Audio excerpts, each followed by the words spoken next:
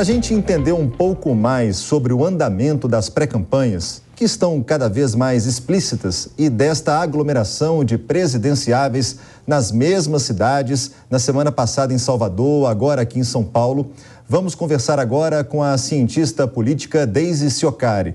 Muito bem-vinda ao Jornal Jovem Pan. Falei certo o sobrenome? Falou sim, prazer estar aqui. Prazer é todo nosso.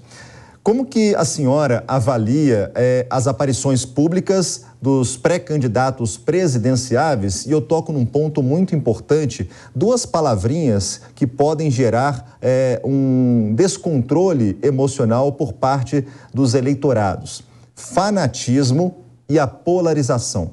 Em cima, claro, dos candidatos presidenciáveis. Como que a senhora analisa a questão da segurança nessas aparições públicas? Eu acho que tu tocou num ponto fundamental, a polarização, né?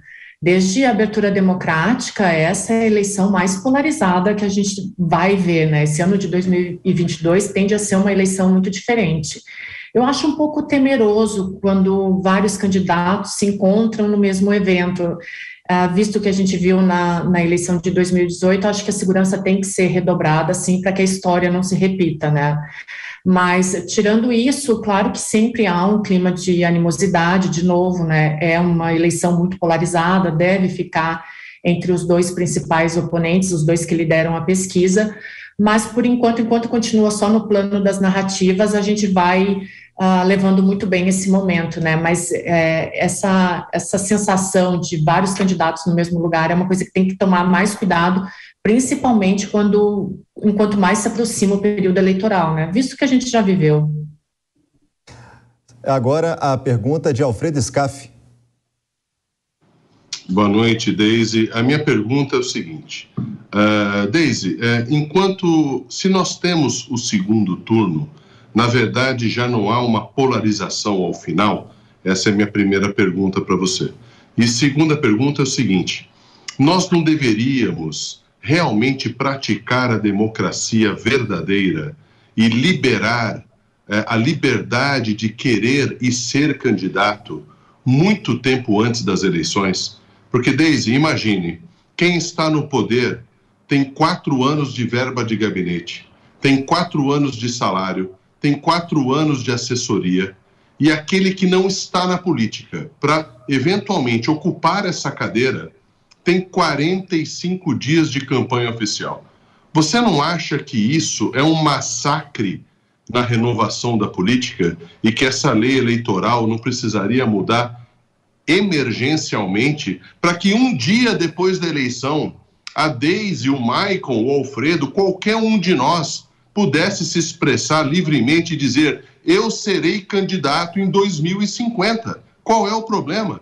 Então, a gente precisa analisar esse tipo de coisa. E voltando à minha primeira pergunta, como você entende que o Brasil ainda vai se sustentar politicamente com 30 partidos, se nós, mesmo com 30 partidos, estamos polarizados? Alfredo, eu estou anotando aqui estas perguntas para não fugir das respostas, tá? Sobre a polarização, quando eu falo em polarização é porque desde a abertura democrática a gente sempre viu as eleições presidenciais entre PT e PSDB, né? Mas sempre tinha um terceiro nome correndo por fora, né? A gente viu isso com Ciro Gomes, sempre ali tangenciando o terceiro lugar, a própria Marina Silva. Então, quando eu falo em polarização, é porque eu realmente não acredito que nessa campanha possa ter um outro nome por fora. Eu não acredito que o Ciro vá superar a barreira de 10% a 11%, e nem a Simone Tebet, que foi tão cogitada como terceira via, eu não acredito que ela possa apresentar alguma surpresa nesse pleito eleitoral. Então, quando eu falo de polarização, é porque realmente eu acredito que vão ficar entre esses dois nomes, né, Lula e Bolsonaro, e eu acredito sim no segundo turno, né, mas a polarização é mais nesse sentido. Sobre essa da democracia, eu concordo plenamente contigo. Essa mudança na regra eleitoral de deixar só para 45 dias, ela só prejudica. Primeiro porque a gente sempre vê campanha antecipada, e aí começa uma guerra de animosidades e endurecimento da democracia, porque começam os ataques. Né? Quem está no poder tem uma facilidade maior para usar a máquina pública, e quem está chegando agora tem que dispor dos mecanismos necessários necessários e, às vezes, de subterfúgios que não estão no processo eleitoral. Então, isso só enfraquece a democracia. Eu sempre falo, às vezes as pessoas me questionam muito, mas eu não acredito que o Brasil tenha uma democracia plena. Apesar da nossa Constituição dizer isso, mas eu acho que a gente tem uma democracia que está num desenvolvimento eterno. E aí, pegando essa mesma linha, nós somos o eterno país do futuro.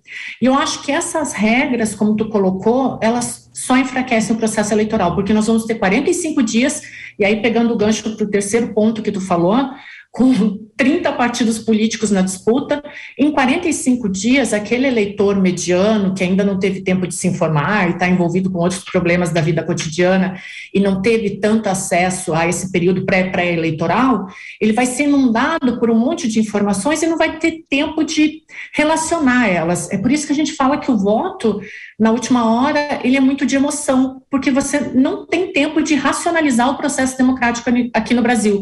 Precisaria, sim, de uma reforma política e, principalmente, de rever esses 45 dias. Isso é um pouquíssimo tempo para um processo democrático como o nosso.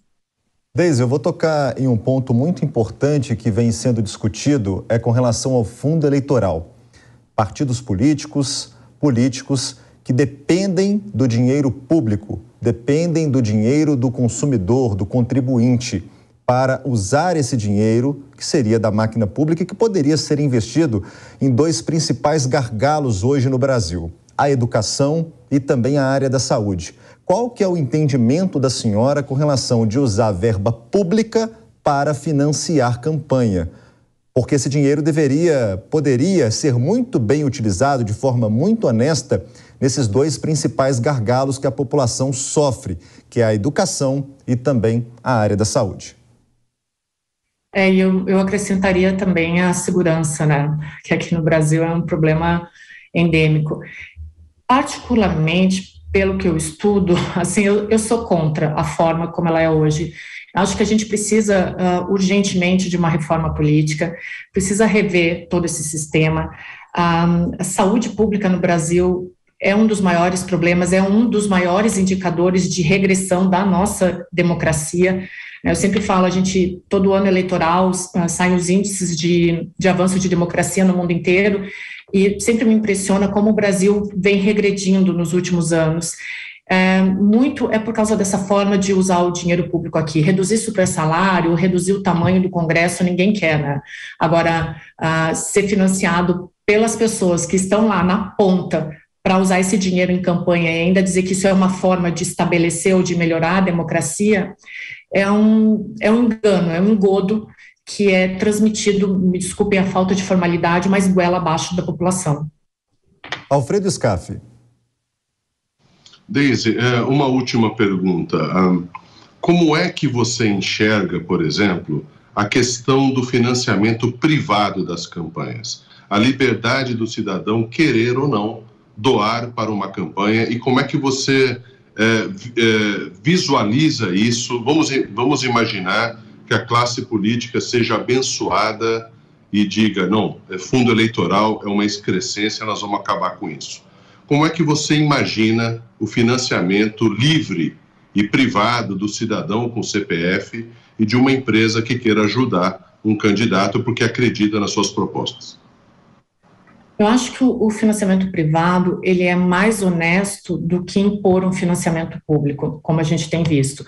Contanto que seja feito tudo de forma às claras, como tu falou, com um CPF legível, contanto que eu saiba quem foram as pessoas que doaram e que isso seja feito por livre e espontânea vontade, eu acho muito menos danoso para a democracia do que a forma como é feito hoje. Eu acho que tudo que a gente fez, tudo que a gente alterou na lei eleitoral, no próprio processo político nos últimos anos, foi piorando a forma como o sistema é gerido. E parece que tudo é feito para ser à margem da sociedade, tudo feito de forma obscura, como se a gente estivesse numa sala escura e não pudesse ter acesso. Então, eu acho que o financiamento privado de campanha com o CPF e com as informações muito honestas e muito abertas é mais claro do que a forma como é feito hoje, que a gente não sabe de onde vem esse dinheiro. Por isso que a gente vê tanto caixa 2 e não fica tudo às claras. Acho que o grande problema da nossa democracia é que sempre parece que tem uma sala escura ao lado, que ninguém tem acesso, ou que poucos têm acesso. Tá certo, conversamos com a cientista política Deise Ciocari. Deise, muito obrigado pela participação aqui no Jornal Jovem Pan. Boa noite.